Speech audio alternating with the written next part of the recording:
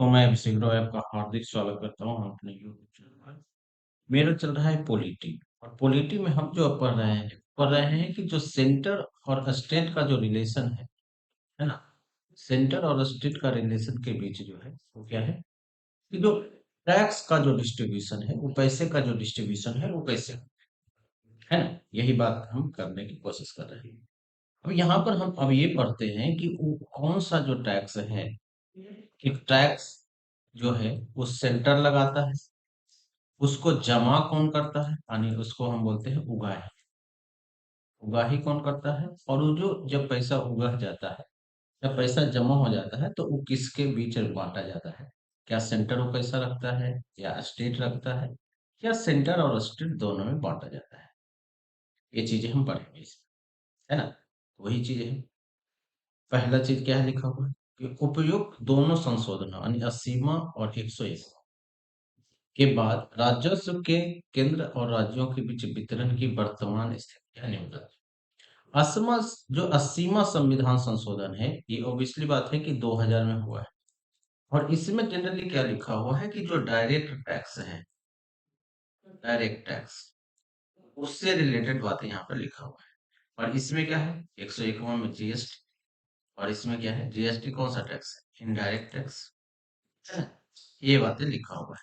तो हम पढ़ेंगे कि कौन सा टैक्स जो है केंद्र लगाता है, कौन सा टैक्स राज्य लगाता है, कौन सा टैक्स मतलब केंद्र उगाहता है यानी जमा करता है, और या कौन सा टैक्स राज्य उगाहता है, या वो जो पैसा जमा होता है वो किसके किसके बीच बांटा जाता है।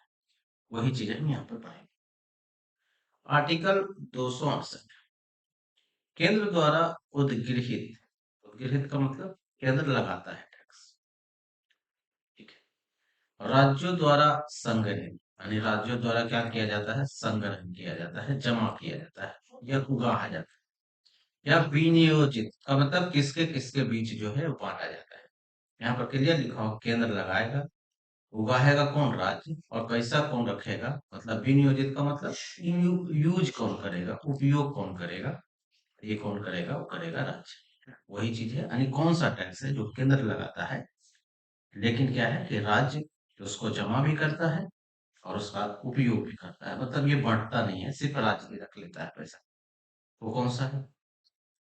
इस श्रेणी में विनिमय पत्रों, विनिमय पत्रों का मतलब क्या होता है, मतलब जो शेयर है, बॉन्ड है, उस टाइप की चीजें, चेक, वादा नोटों, नीतियों, बीमा, शेयर एवं अन्य अंतरण पर लगने वाला स्टाम्प शुल्क है। यानी जो स्टाम्प जो लगाते हैं, है ना, जमीन तमीन बिक्री होता है तो उसमें क्या होता है, स्टाम्प से ही क्या होता है, खरीद बिक्री होता है। किसी राज्य से उगाही की गई इन शुल्कों की प्राप्तियां भारत के समेकित निधि का भाग नहीं होता है। यानी भारत का जो कंसोलिडेटेड फंड है, यानी भारत का जो संचित निधि है, उसका भाग नहीं होता। भारत का संचित निधि का मतलब केंद्र के पास वो पैसा नहीं जाता है ना, बल्कि उसे राज्य को दी जाती है। क्लियर है। तो यहाँ पर आप समझ गए। एंड स्टाम्प ड्यूटी का जो पैसा जो है कौन लगाता है, वो केंद्र लगाता है, लेकिन जो उगाता है या जो यूज करता है वो पैसा कौन रखता है, राज्य रखता है। तो 268 में लिखा हुआ है। नेक्स्ट है 268 का, केंद्र द्वारा उद्गृहित, मतलब केंद्र लगाता है, सेंटर लगाता है सेवा कर, लेकिन केंद्र और राज्यों दोनों द्वारा संगठित एवं विनियोजित किया जाता है, ठीक है। यानी केंद्र जो है वो टैक्स लगाता है कि कितना टैक्स होना चाहिए, लेकिन इसका जो जमा है दोनों मिलके उगाता है, सेंटर और स्टेट, और दोनों मिलके बांट भी लेता है सेंटर और स्टेट के बीच। क्लियर है। ये चीज है। सेवाओं पर कर केंद्र द्वारा लगाया जाता है, लेकिन इनका संग्रहण एवं उपयोग केंद्र एवं राज्य दोनों मिलकर करते हैं। क्लियर। इनके संग्रहण एवं उपभोग संबंधी नियमों का निर्धारण संसद द्वारा करता है, यानी कैसे निर्धारण करना है, कैसे संग्रहण करना है, कैसे उपयोग करना है, ये कौन तय करता है, वो संसद तय करता है। क्लियर है। तीसरा पॉइंट है, संसद द्वारा उद्गृहित, यानी संसद उद्गृहित का मतलब टैक्स लगाना होता है, संग्रहित का मतलब जमा करना, है ना। तो संसद क्या करेगा, टैक्स लगाएगा, उसको जमा भी करेगा, लेकिन किसको दे देगा? वो राज्यों को सौंप देंगे। समझ में आ रहा है? वो कौन सा टैक्स है, ये चीजें को समझना है। उसमें टैक्स आता है, इसमें अंतरराज्य व्यापार या वाणिज्य में वस्तुओं के क्रय विक्रय से संबंधित कर। जैसा कि हम समाचार पत्र को छोड़कर तो राज्यों में पढ़े थे कि राज्य टैक्स लगा सकता है, और कहीं कहीं राज्य को वंचित भी किया गया। तो वो जो 4 पॉइंट था, वो यही पॉइंट है कि अगर राज्यों के अंदर जो हो रहा है ना, तो उस पर टैक्स राज्य नहीं लगाएगा, यानी राज्य विधानमंडल नहीं लगाएगा। कौन लगाएगा? वो लगाएगा केंद्र। केंद्र लगाएगा, केंद्र जमा भी करेगा, लेकिन वो जितना भी पैसा होगा वो किस क्या होगा, वो राज्यों को दे देगा। है ना? वो इसलिए किया जाता है कि अगर एक से ज्यादा राज्य इन्वॉल्व है तो क्या हो जाता है, टैक्स के लिए विवाद हो सकता है। मान लो बिहार सरकार है 20% टैक्स लगाया, यूपी वाला हो सकता है 18% लगा, तो ये विवाद है। अगर एक और स्टेट में है तो 15% लगा, तो ये विवाद है। तो ऐसा लगता है कि केंद्र ही लगा देता है कि हम इतना टैक्स लगा देंगे, केंद्र उगा भी लेता है और राज्यों को दे देता है, ताकि विवादित बातें ना हो। सेम वही चीजें, माल या सामान के अंतर राज्य व्यापार या वाणिज्य के पारिश्रम से संबंधित कर से वही चीजें है। यानी इन करों से प्राप्तियां भारत की समेकित निधि का भाग नहीं बनती है। इसे संसद द्वारा निर्धारित नियमों के अनुसार राज्य को सौंप दिए जाते हैं। क्लियर? ये चीजें। नेक्स्ट है वस्तु और सेवा कर। आपको पता है जीएसटी, गुड्स एंड सर्विसेज की उगाही जो है वो कौन करता है? वो संगठन अंतरराज्य व्यापार और वाणिज्य के दौरान। ये क्या मामला है, ये चीजें समझते हैं जीएसटी के बारे में। अंतरराज्य व्यापार या वाणिज्य के दौरान हुई आपूर्ति पर वस्तु एवं सेवा कर की उगाही और संग्रहण केंद्र द्वारा जो है करता है ना? वस्तु यानी उगाही और संग्रहण यानी जमा केंद्र द्वारा करता है, लेकिन यह कर केंद्र और राज्यों के बीच जो है उसी प्रकार बांट दिया जाता है जैसा कि जीएसटी काउंसिल की अनुशंसा पर संसद निर्धारित करता है ना। जैसे ये जो जीएसटी का जो पैसा है, क्योंकि जीएसटी ये क्या है, इनडायरेक्ट टैक्स है, ये बात आपको पता है, इनडायरेक्ट टैक्स। अब ये जो इनडायरेक्ट टैक्स है, इसको जमा कौन करता है, इसको उगाही कौन करता है? केंद्र ही लगाता है। केंद्र लगाया भी, लगाया कौन? सेंटर। और जमा कौन किया पैसा? वो लग किया सेंटर है। लेकिन ये जो पैसा है वो कैसे में सेंटर और स्टेट दोनों में बढ़ता है। लेकिन यहाँ पर है कि ये बांटेगा कौन? ये बांटती है संसद, और संसद एक रूल बनाया है जिसको लिखा है जीएसटी काउंसिल। जीएसटी काउंसिल क्या होता है? जीएसटी काउंसिल ही जो है पैसे की बंटवारा करता है कि कैसे बंटवारा करना है। जीएसटी काउंसिल क्या है, हम ये आगे बात करेंगे। पुनः संसद आपूर्ति का स्थान निर्धारित करने के लिए नीति और सिद्धांत निरूपित करने तथा यह सुनिश्चित करने अधिकृत है कि अंतरराज्य व्यापार और वाणिज्य में वस्तु अथवा सेवा अथवा दोनों की आपूर्ति कब है ना, तो ये भी जो है वो रूल बनाएगा कि कब कहाँ पर कितना सेवा आनी चाहिए। नेक्स्ट है संघ। संघ द्वारा उद्गृहित एवं संग्रहित किए जाने वाला तथा केंद्र एवं राज्यों के बीच बांटने वाला है ना, बंटवारे की युक्त व्यवस्था है 270। यानी संघ द्वारा क्या होगा, लगाया जाएगा, संघ द्वारा जमा भी किया जाएगा। और क्या होता है कि ये जो है ये राज्यों है ना, जीएसटी के जैसा ही सेंटर और स्टेट में जो है वो बांटा जाएगा। ये कौन सा टैक्स है, ये चीज समझिए। इस श्रेणी के इस श्रेणी में संघ सूची में जितना जो है, संघ सूची में उल्लेखित सभी कर और शुल्क आते हैं, है ना। बेसिकली संघ सूची में जितना भी टैक्स आता है वो टैक्स कौन करता है? केंद्र लगाएगा भी, केंद्र जमा भी करेगा, लेकिन उस पैसे को कहाँ, सेंटर और स्टेट दोनों में बांटा जाता है। ये मामला है। और इसमें कौन आता है? संविधान के अनुच्छेद 268, 69, 269 का में उल्लेखित कर, है ना। अब ये क्या है?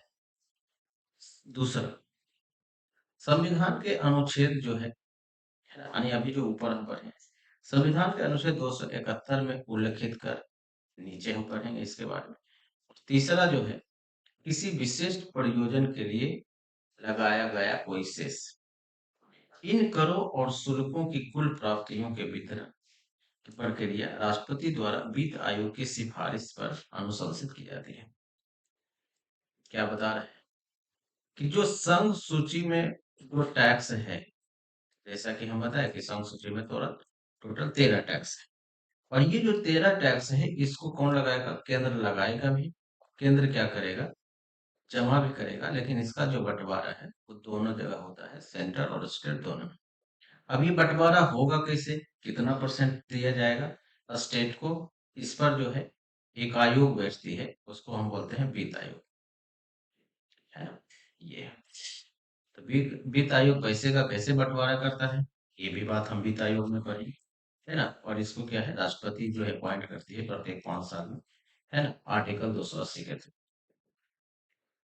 ये कुछ शुल्कों और करों पर संघ के परियोजनों के लिए अधिभार, अधिभार का मतलब है सरचार्ज। सरचार्ज, सरचार्ज का यहाँ मतलब है कि टैक्स ऑन टैक्स, टैक्स पर टैक्स लगता है।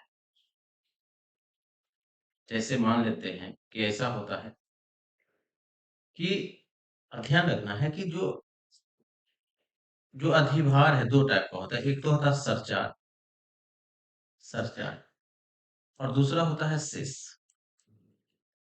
सरचार्ज का पैसा जो है वो कहीं भी खर्च कर सकता है सेंटर, है ना? सेंटर भी लगाता है दोनों, सरचार्ज, है ना? सरचार्ज और सेस। लेकिन सेस का पैसा जो है वो बताया जाता है कि ये पैसा हम यहाँ पे खर्च करेंगे। जैसे ये बताया जाएगा कि हम एजुकेशन सेस ले रहे हैं, तो ये जो पैसा जितना आएगा एजुकेशन सेस का, वो कहाँ खर्चा होगा? हो जाएगा एजुकेशन। क्लियर? और ये जनरली किस पर लगाया जाता है? डायरेक्ट टैक्स पे, डायरेक्ट टैक्स। तो ये भी बात आपको समझ में आ गई। तो डायरेक्ट टैक्स पे क्या होता है? जैसे मान लेते हैं कि किसी का व्यक्ति के पास जो है वो आमदनी कितना है, मान लेते हैं 20 लाख रुपए पर ईयर, ठीक है? और 20 लाख व्यक्ति को पता है कि इसको 15 लाख, 15% टैक्स देना है, ठीक है? तो 15% तो टैक्स ही देगा ही, प्लस 2% जो है ना, इससे से भी देगा, टैक्स का टैक्स देगा। यानी बेसिकली ये है, अगर आप 15% है, इस पर हो जाता है 3 लाख रुपए। 3 लाख रुपए क्या दे दिया? टैक्स। और 3 लाख का 2%, 3 लाख का 2% क्या होगा? कितना होगा? 1 लाख का हो गया 2,000, 3 लाख का कितना हो गया? 6,000। ये देगा 3,06,000 जो है ये टोटल टैक्स बन रहा है। समझ में आया? और ये जो 6,000 जो रुपया है वो क्या होगा? कहाँ खर्च होगा? वो होगा एजुकेशन पर, क्योंकि वो एजुकेशन सेस लगा हुआ है। लेकिन अगर सरचार्ज लगाया है, क्योंकि वो क्लियर करता है कि टैक्स है कि सरचार्ज है। अगर सरचार्ज लगाया है, मान लेते हैं कि 2% सरचार्ज है, तो ये जो 6,000 अगर होगा तो इसका खर्च जो है वो कहीं भी खर्च चल सकता है केंद्र सरकार। तो जनरली क्या होता है कि जो संघ सूची में जो पैसा है वो क्या होता है, सेंटर और स्टेट के बीच बांटा जाता है, मतलब स्टेट में बांटा जाता है। तो केंद्र सरकार क्या करती है कि उससे बचने के लिए, है ना, कि इतना टैक्स रहेगा जी, लेकिन उस पर हम क्या लगा देते हैं? सरचार्ज या सेस। तो उससे क्या होता है कि ये जो सेस और सरचार्ज का पैसा है वो राज्यों में नहीं बांटा जाता है ना? तो एक दूसरा तरह से एक होता है पिछला वाला जो दरवाजा है उसका वो उल्लेख वो यूज करता है केंद्र सरकार। क्लियर है ये चीजें? संसद किसी भी समय उपयुक्त बढ़ने द्वितीय और तृतीय श्रेणी करों पर अपनी आवश्यकता पूर्ति के लिए 269 और 70 में उल्लिखित अभिभार लगा सकता है। अभिभार का मतलब सजा। ये सीधे केंद्र को प्राप्त होते हैं, यानी दूसरे शब्दों में राज्य को इनका हिस्सा नहीं होता है।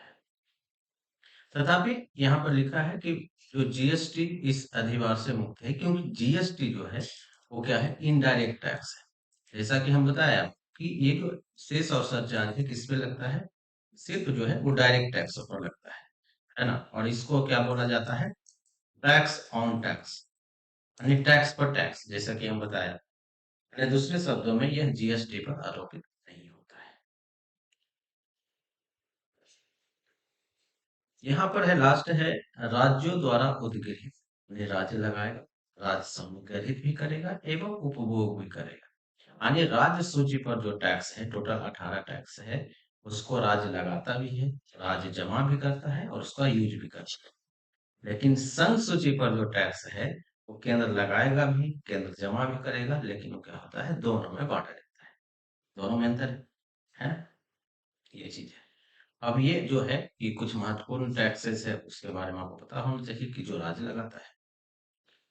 पहला है भू राजस्व, भूमि से रिलेटेड।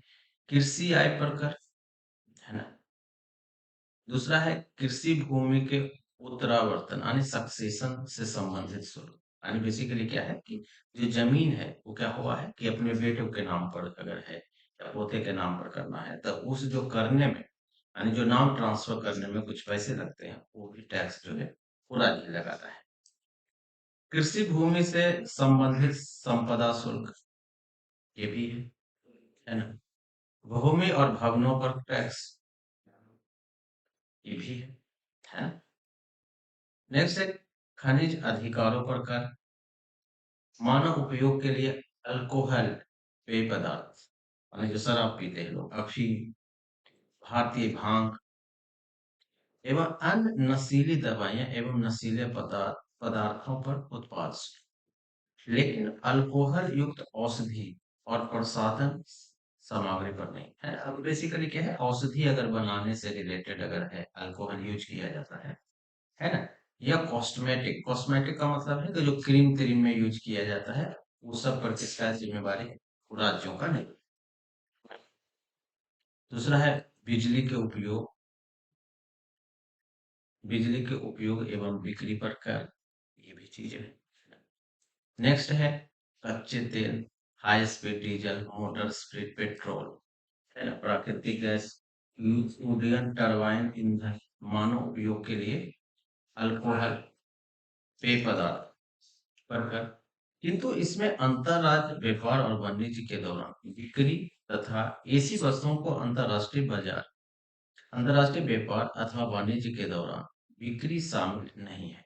इसी के लिए क्या है, अंतरराज्य और अंतरराष्ट्रीय व्यापार। अंतरराष्ट्रीय व्यापार का मतलब यहाँ पर है कि एक्सपोर्ट एंड इंपोर्ट की बात कर रहा है, ठीक है? इस पर बात कर रहा है, तो ये चीज आपको समझना है।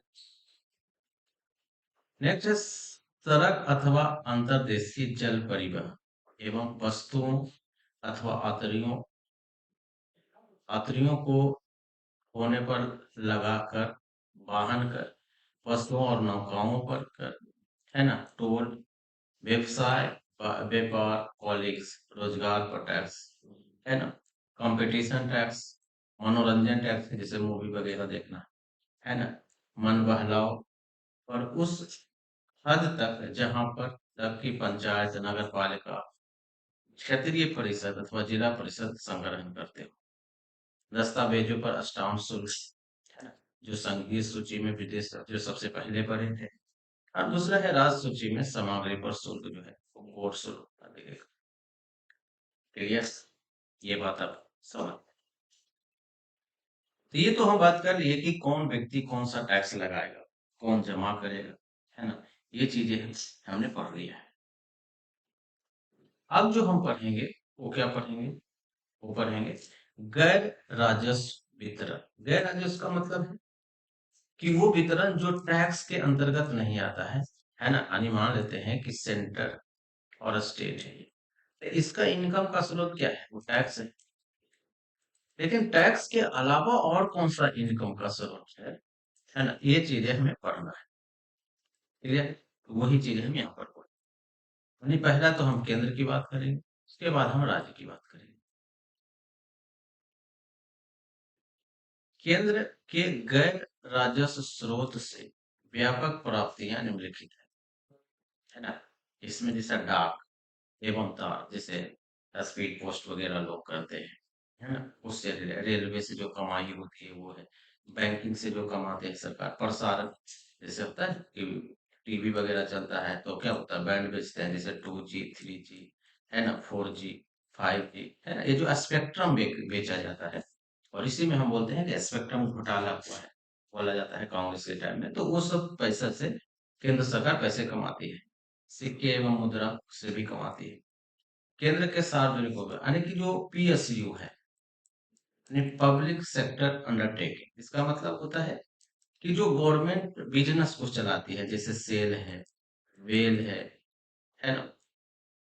तो इस टाइप का जो बड़ा बड़ा जो कंपनियां जो सरकार चलाती है, तो उससे जो पैसा आता है वो समय या अवधि समाप्ति होने पर उगाए। मान लो सरकार किसी को क्या दिया है, पैसा दिया है, तो उससे कुछ उगाही हो गई, है ना, कर्जा दिया है कहीं पे या अन्य का, तो इससे जो पूरा पैसा आता है वो किसको आता है, वो केंद्र सरकार को आता है, वो टैक्स के अलावा।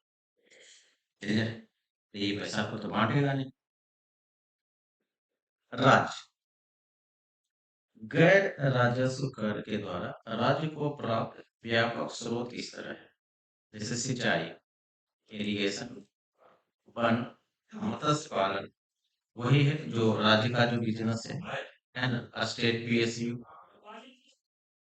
दूसरा है समय पर कर उगाही, यानी राज्य किसी को दिया है पैसा और वो पैसा आ गया है ना, और ये तो ये जो है पूरा जो है उसी को हम बोलते हैं कि राज्यों को जो वो टैक्स मिला है उसकी बात करता है। क्लियर है ये चीजें? क्या आपको यहाँ तक तो कोई समस्या नहीं है? नेक्स्ट है राज्यों के लिए सहायता अनुदान, यानी राज्य को कुछ सहायता करता है, कौन? केंद्र करता है। अब वो क्या है, वही चीजें हम पढ़ रहे हैं।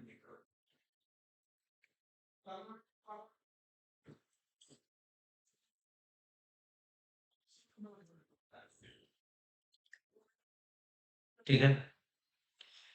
केंद्र व राज्यों के बीच करों की हिस्सेदारी के संविधान में यह व्यवस्था की गई है कि राज्यों को केंद्र से सहायता अनुदान प्राप्त, ऐसा संविधान में ही लिखा हुआ है, इसलिए देना ही पड़ेगा। और ये अनुदान दो टाइप का है, एक को ये बोलता है विधिक अनुदान, लीगल है, और एक है विवेकाधीन, यानी वो केंद्र की मर्जी पर है। विधिक का मतलब है कि आपको देना ही देना है, तो उसमें कोई दिक्कत नहीं। तो हम सबसे पहले पढ़ेंगे कि वो कहाँ लिखा हुआ है कि हम देंगे, नहीं केंद्र देगा राज्यों को अनुदान, उसको हम बोलते हैं विधिक अनुदान। यानी अनुच्छेद 275 संसद को इस बात का अधिकार प्रदान करता है कि वह राज्यों को आवश्यकता पड़ने पर अनुदान उपलब्ध कराए। ठीक है। अभी भी प्रत्येक राज्य को ऐसा करना आवश्यक नहीं है, ऐसा नहीं कि प्रत्येक राज्य को देना है। हाँ, लेकिन कुछ राज्यों को देना है, वो बात लिखा हुआ है अनुच्छेद 75 में। ठीक है। इसके अलावा अलग-अलग राज्यों के लिए सहायता राशि भी भिन्न-भिन्न निर्धारित की जा सकती है ना? सब राज्य को एक ही पैसा नहीं देना है, सबको अलग-अलग देना। और यह राशि प्रत्येक बार भारत की संचित निधि पर भारित, यानी ये जो पैसा है वो क्या है, भारत की संचित निधि से जाएगा, नहीं भारत सरकार की तिजोरी से जाएगा। दूसरा पॉइंट है कि इस सामान्य प्रावधान के अतिरिक्त संविधान राज्यों में जनजातियों के उत्थान एवं कल्याण तथा अनुसूचित जनजाति बहुल राज्यों में प्रशासनिक विकास के लिए भी राज्यों को विशेष सहायता प्रदान करने की शक्ति संसद को देता है। और ये सब राज्यों में असम भी सम्मिलित है ना, जनजातियों के लिए कल्याण के लिए, है ना, तो वो भी जो है पैसा सरकार दे सकती है ताकि जनजाति लोग का जो है वो उत्थान हो, है, तो ये भी चीज है। अनुच्छेद 275 के अंतर्गत वर्णित यह अनुदान वित्त आयोग की अनुशंसा पर दी जाती है। यानी ये कैसे होगा, ये कौन बताएगा, ये बताएगा वित्त आयोग, फाइनेंस कमीशन। वित्त आयोग क्या होता है, आर्टिकल 280 के थ्रू प्रत्येक 5 साल में, है ना, वो राष्ट्रपति क्या करता है, अपॉइंट करता है, कितना करेगा, है ना, ये कौन बताएगा, वित्त आयोग को बताएगा। क्लियर? दूसरा पॉइंट है वो है विवेकानंद शक्ति, और ये कौन सा आर्टिकल में है? ये है आर्टिकल 282। संघ एवं राज्य दोनों को इस बात का अधिकार देता है कि किसी लोक प्रयोजन में, यानी जनता के भलाई के लिए, वे अनुदान आवंटित कर सकते हैं। इस प्रावधान के अंतर्गत केंद्र राज्यों को अनुदान प्रदान कर सकता है। क्लियर? इन अनुदानों को विवेकाधीन अनुदान के नाम से जाना जाता है। यानी इसका कारण यह है कि इसके लिए केंद्र बाध्य नहीं है, लेकिन ऊपर वाले के लिए बाध्य है ना? तथा यह पूर्णतः उसके स्व विवेक पर निर्भर करता है। यानी इस अनुदान के दो उद्देश्य हैं। पहला, योजनागत लक्ष्यों की प्राप्ति के लिए नामित राज्यों को वित्तीय सहायता उपलब्ध कराना। मान लेते हैं कि राज्य कुछ योजना बनाया है, कि मान लेते हैं कि कोई एक्सप्रेस वे बना रहा है, एक्सप्रेस वे, ठीक है, और ये एक्सप्रेस वे में जो है वो पैसा कम गया है, तो वो पैसा मांग सकता है कि देखिए जी, इससे एक्सप्रेस वे बना रहे हैं, पैसा कम गया, आप दे दीजिए, है ना, उसी टाइप से कोई योजना। एक तो पहला चीज। दूसरा पॉइंट यहाँ पर है कि राष्ट्रीय योजना के लिए राज्यों को प्रभावित करना। जैसे केंद्र सरकार कुछ योजना बनाई है, देखेंगे कि केंद्र सरकार की दो टाइप की योजनाएं होता है। एक को बोलते हैं सेंटर सेक्टर, सेंटर सेक्टर। दूसरा होता है सेंटर स्पॉन्सर्ड, यानी इसको बोलते हैं। सेंटर सेक्टर में क्या होता है कि अगर केंद्र सरकार कोई योजना लागू करती है और वो योजना सेंटर सेक्टर है, तो वो 100% जो पैसा है वो केंद्र सरकार लगाएगी राज्यों में, है ना। क्योंकि केंद्र का मतलब क्या, पूरे भारत में, तो राज्य में ही तो होंगे। कि सेंटर स्पॉन्सर्ड में उसमें लिखा रहता है कि जो है 70% पैसा जो है वो केंद्र देगा, बाकी जो 30% पैसा है वो राज्य देगा। या कहीं कहीं लिखा रहता है कि 60-40, कहीं कहीं लिखा रहता है 65-35। तो ये जो 60-35 वाला है वो कौन देगा, राज्य देगा। अब सोच के देखिए, राज्यों के पास पैसा हो ही नहीं, है ना, तो क्या करेगा। तो उस स्थिति में जो है राष्ट्रीय योजनाओं के लिए राज्यों को प्रभावित करना, है ना, इसीलिए दिया जाता है। क्लियर, ये बात है। अन्य अनुदान भी हो सकता है। कौन सा अनुदान है भाई? संविधान एक अन्य तरह का अनुदान की भी व्यवस्था करता है, किंतु यह अल्प अवधि के लिए होता है। यानी इस प्रकार जूट एवं जूट उत्पादक जैसे असम, बिहार, उड़ीसा, पश्चिम बंगाल के लिए निर्यात शुल्क की जगह अनुदान का प्रावधान किया गया था, है ना। यह अनुदान संविधान प्रारंभ होने से 10 वर्ष की अवधि के लिए किए गए थे, है ना। शुरू में ही किया गया था 1950 के आसपास का। ये अनुदान संचित निधि पर भारित थे तथा वित्त आयोग की अनुशंसा पर राज्यों को उपलब्ध कराए गए थे। तो ये बहुत पहले की बात है। क्लियर है ये चीजें। तो जीएसटी जो है, यानी अब जो बचा हुआ है वो है वस्तु एवं सेवा कर। तो वस्तु और सेवा कर में क्या पढ़ना है, ये भी चीजें हमें समझना है। तो हम वस्तु और सेवा कर के लिए एक अलग से जो है वो हम वीडियो बनाएंगे, है ना। एक है वस्तु एवं सेवा कर परिषद, यानी जीएसटी काउंसिल कैसे काम करता है, इसमें कौन कौन मेंबर है, हम उसकी बात करेंगे। दूसरा बात हम यहाँ करेंगे वित्त आयोग के बारे में, कि ये पैसा कैसे करके बांटता है और इसका क्या इम्पोर्टेंस है और अभी तक कौन सा वित्त आयोग चल रहा है ना। तो पूरा मामला हम इस पर बात करेंगे। तो आज भर हम इतना ही रहने देते हैं। अगला वीडियो में जो है ये जो पूरा जो टॉपिक है वो समाप्त हो जाएगा। कुछ पॉइंट और बचा है, तो आज भर इतना ही। Thank you.